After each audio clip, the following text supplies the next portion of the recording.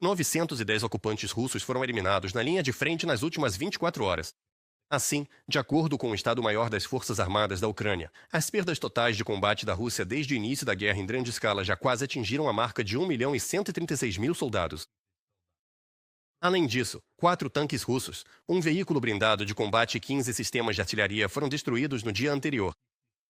359 drones de nível operacional tático e 80 unidades de equipamentos automotivos. Russas.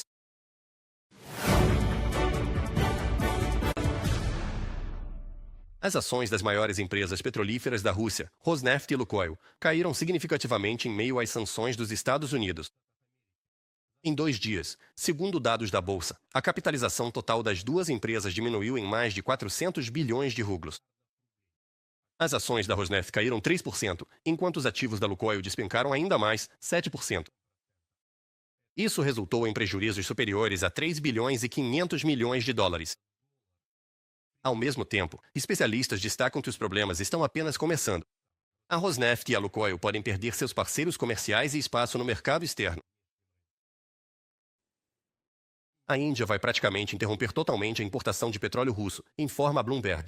Essa decisão foi tomada depois que os Estados Unidos impuseram novas restrições contra as empresas Rosneft e Lukoil. Os dirigentes das principais refinarias indianas já declararam que as últimas sanções de Washington tornam isso praticamente impossível. A continuação das compras. Vitória Chichukina vai contar mais. Após as empresas chinesas, que suspenderam a compra de petróleo russo depois das sanções contra a Rosneft e a Lukoil, as refinarias indianas também estão tomando uma decisão semelhante. A corporação indiana Reliance Industries começou a comprar ativamente petróleo de países do Oriente Médio e dos Estados Unidos, informa a Bloomberg. A empresa adquiriu vários tipos de petróleo da Arábia Saudita, do Iraque, do Catar e dos Estados Unidos. As entregas estão previstas para dezembro e janeiro. Um representante da Reliance informou que, no momento, a empresa está avaliando as consequências das diversas sanções para o fluxo de petróleo russo e para a exportação de derivados de petróleo para a Europa. Um representante da empresa afirmou que os contratos de fornecimento de petróleo serão ajustados de acordo com as mudanças nas condições de mercado e regulatórias. Segundo publicação da Bloomberg. Até recentemente, a Reliance permanecia como a maior importadora de petróleo russo na Índia, recebendo matéria-prima por meio de um contrato de longo prazo com a Rosneft. No entanto, após a imposição das sanções, a empresa foi obrigada a buscar novas fontes de fornecimento. Segundo fontes, em outubro a Reliance comprou pelo menos 10 milhões de barris de petróleo no mercado spot, principalmente de variedades do Oriente Médio. A maioria das negociações foi fechada já após a imposição das restrições dos Estados Unidos.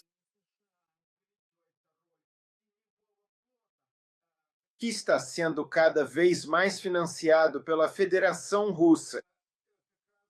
E é justamente pelo petróleo que chega à Índia no cemitério de navios que, na Índia, são comprados navios da Frota Sombria. São embarcações velhas que ainda navegam pelo mar e pelo Mediterrâneo, mas, mesmo assim, transportam o petróleo russo que é fornecido. E para portos chineses, ele também é entregue, assim como para os portos de Nova Delhi. Desde 2022, a Índia se tornou a maior compradora de petróleo russo transportado por via marítima com desconto. Ela importou cerca de 1.700.000 barris por dia durante 9 meses de 2025. Analistas observam que, diante das novas sanções, o fluxo de petróleo russo para a Índia pode cair drasticamente. Com exceção dos fornecimentos para a Nayara Energy, parcialmente controlada pela Rosneft. Ao mesmo tempo, cresce a demanda por tipos de petróleo do Oriente Médio, o que já levou ao aumento dos seus preços. Em outubro, a Índia já reduziu em 50% a importação de petróleo russo após negociações com os Estados Unidos. Washington pressionou a Índia durante vários meses para que ela deixasse de comprar petróleo russo. Na Índia, atualmente, operam 4 grandes refinarias de petróleo que estão sob controle da Federação Russa.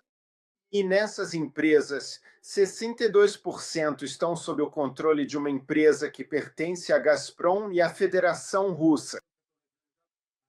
Os Estados Unidos estão dando hoje grandes passos para impedir que o petróleo russo chegue aos oleodutos. A Rússia já está enfrentando escassez de gasolina em muitas regiões. A federação está à beira de um colapso energético. A petrolífera sérvia NIS, 55% detida pela Gazprom e Gazprom-Neft, pode fechar a única refinaria de petróleo do país dentro de uma semana, relata Reuters, citando fontes familiarizadas com a situação. Anteriormente, devido às sanções americanas, o operador croata Janaf interrompeu a cooperação com a NIS. Esse operador administra o único oleoduto que abastece a Sérvia. A subsidiária da Gazprom supre 80% das necessidades da Sérvia em gasolina e diesel, e mais de 90% em querosene de aviação e óleo combustível. Para resolver a crise na Sérvia, em meados de outubro viajaram para lá representantes da Gazprom-Neft, Alexander Djukov, e o vice-ministro da Energia da Rússia, Pavel Sorokin. Segundo o jornal Verde Novosti, a Sérvia propôs comprar a participação russa na NIS para tirar a refinaria das sanções. O lado russo recusou e informou que gostaria de ver um comprador. Alguém de fora, por exemplo, os Estados Unidos, disseram fontes do jornal, do artigo do The Moscow Times. Depois que o líder americano aumentou a pressão sobre Putin, no Senado dos Estados Unidos querem votar um projeto de lei sobre sanções em grande escala contra a Rússia. O próprio Donald Trump acredita que será possível avaliar o impacto das restrições americanas sobre Moscou em cerca de 6 meses. Ao mesmo tempo, a União Europeia também aprovou o 19º pacote de sanções contra a Federação Russa. A partir de 1º de janeiro de 2027, entrará em vigor uma proibição gradual à importação de GNL russo. Além disso, mais 117 navios foram adicionados à lista da frota fantasma usada para contornar as restrições ao petróleo. Agora, o número total deles chegou a 558. Victoria Shishukina para o canal Freedom.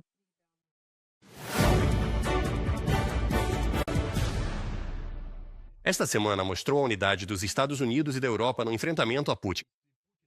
Essa convicção foi expressa pelo primeiro-ministro do Reino Unido, Keir Starmer. Ele destacou que não se trata apenas de pressão direta sobre a economia russa.